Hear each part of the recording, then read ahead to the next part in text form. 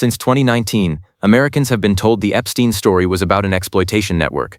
But during one explosive hearing, Patty Murray asked the question almost nobody else was asking. Not who was involved, not what was hidden, but what happened to the individuals who were never accounted for.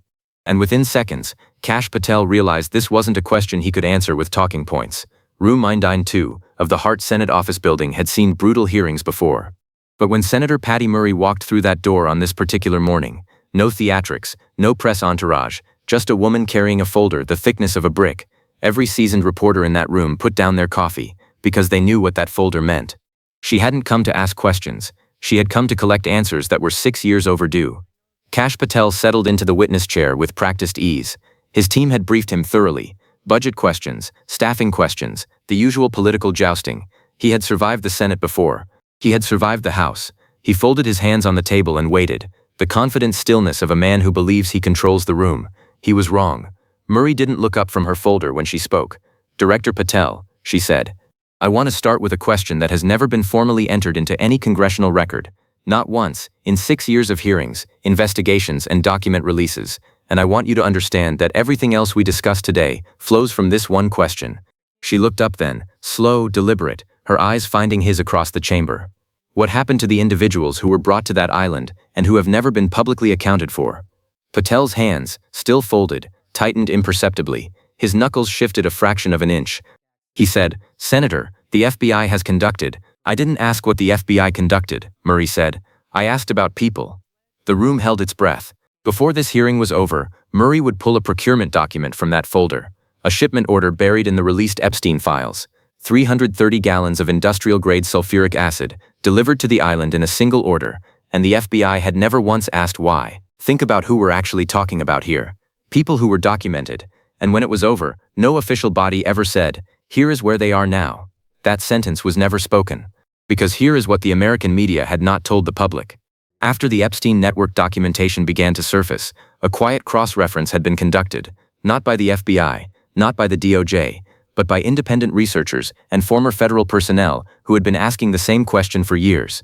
The names appearing in Epstein network travel logs, internal communications, and island guest documentation were being compared against missing persons filings from the same time periods, from the same regions, filed by families who had never received answers.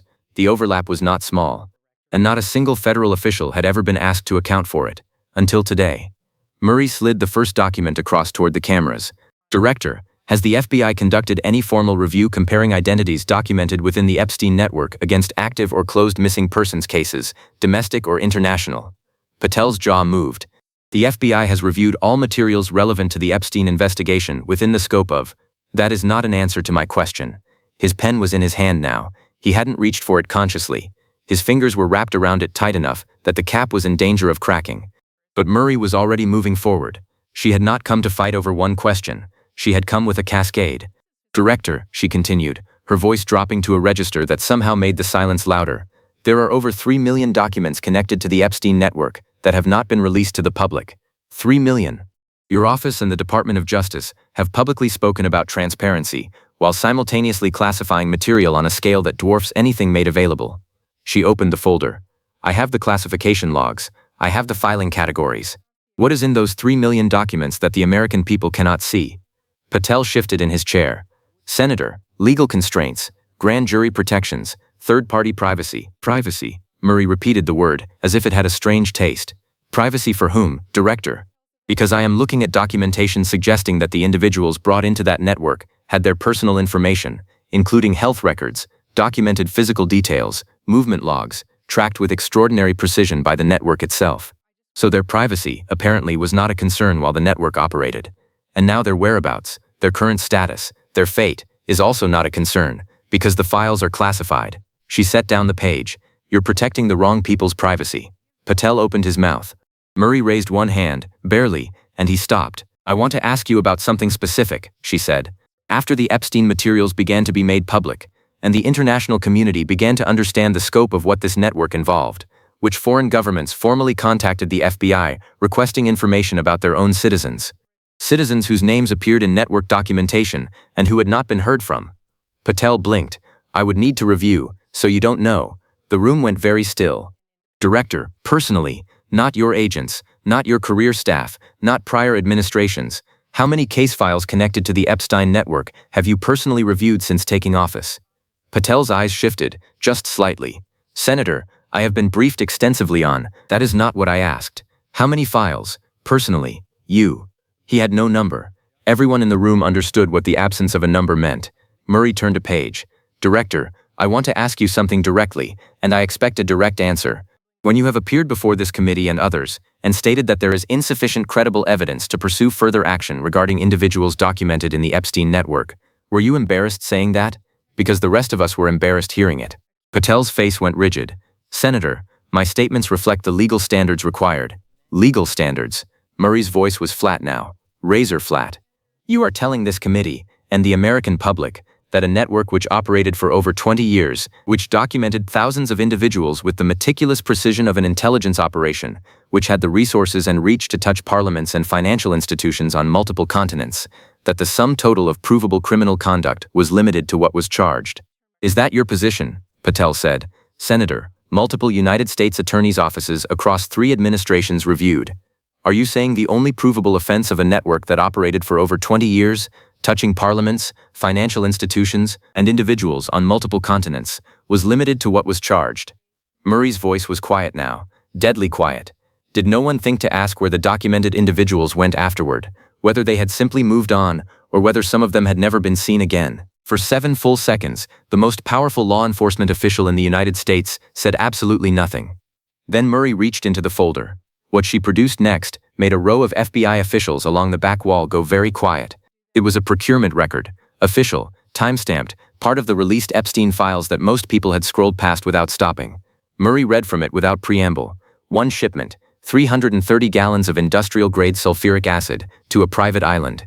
For context, Director, she continued, her voice carrying no emotion at all, that quantity of this compound is capable of chemically dissolving organic material, including human tissue, including bone, beyond the point of DNA identification, within hours. That is not speculation. That is chemistry. She paused. The island had no industrial facility that would require this compound at this volume. The network operating there was not a water treatment plant. So I would like you to tell this committee, what did the FBI determine was the purpose of this order? And more importantly, did anyone at the Bureau think to ask? The color drained from Patel's face in a way that had nothing to do with embarrassment. He said very carefully, Senator, I would need to consult. I'm not asking you to consult. I'm asking what the FBI determined. Did anyone at the Bureau ask the question? His chief counsel leaned toward him.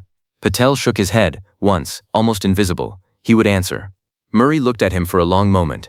Then she said something that no one in that room had heard from a sitting senator in recent memory. She said it almost gently, which made it worse. Director, there are former Bureau personnel, individuals whose careers ended during the reorganizations your office conducted, who have provided accounts suggesting that the island structure included a storage facility near the dock area, that this facility contained materials inconsistent with its stated function, that there was documentation of an access point from within this structure that opened directly toward open water. She paused. And that at least one account, from a former Bureau employee who was separated from the FBI during your reorganizations, describes the discovery of over 100 sets of unidentified remains on that island property, buried, dating, according to that account, to between 1998 and 2002. The network had been operating for years before that, which means those numbers, if accurate, represent only the beginning. I am not standing here saying every documented individual was harmed. I am not making that claim. What I am saying is that the question was never officially asked, and a government that never asks the question cannot claim it knows the answer. The room froze. Not a single pen moved. I am not stating these accounts are verified, Murray continued, her voice steady as concrete. I am asking whether you, as director of the Federal Bureau of Investigation, are aware of them, and whether any action has been taken. 22 seconds of silence on live national television. One Patel staffer had gone completely still, hands flat on his thighs, afraid to breathe. Patel said, Senator, accounts from dismissed personnel who may have axes to grind, then produce the evidence that contradicts them, Murray said. Because here is what I observed, Director. The network maintained detailed records of the individuals it moved, their identities, their physical particulars, their locations. The network tracked them with more precision than any social services agency would. And yet when this investigation concluded, when the files were closed, when the press releases were written, not one official document addressed the current status of those individuals, not one. She leaned forward. Where did they go, Director? Where are they now? Can you tell this committee today, yes or no, that every documented individual has been accounted for? Patel's mouth opened, closed, opened again. Senator, the scope of yes or no, he said nothing, and that nothing was the loudest sound in Washington that day. Something in that silence, the particular quality of Patel's inability to simply say yes, they are accounted for, broke through 30 years of Murray's composure, not with tears, with something far more dangerous. Stop, she said, sharp enough that Patel physically pulled back an inch. Just stop. Stop reaching for the talking points. Stop hiding behind procedures and prior administrations and legal constraints. The country that lectures the world about human rights cannot account for the individuals its own law enforcement documented inside one of the most notorious networks in modern history. Her voice had gone cold in the way that only genuine anger goes cold. And you sit there, in that chair, with every resource this government possesses at your disposal, and you tell me you haven't reviewed it in full, you haven't looked. She pointed at him. Shut your mouth. Director, you are being very aggressive. Patel stared at her.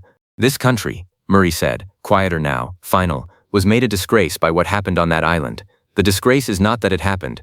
The disgrace is that 6 years later, the man running the FBI cannot tell a United States senator where the documented individuals are. She closed the folder. That is the disgrace. Some doors once opened cannot be closed again. Murray had just opened one. Patel sat in a chair that had never felt heavier, the full weight of an unanswered question pressing down on him like something that would not lift.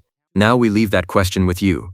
Was this a legitimate exposure of 6 years of federal failure, or a calculated effort to destroy the FBI's credibility with unverified claims? If it was fabricated, it should be easy to disprove. Write your answer below. Because the silence of those in power is the most damning answer of all.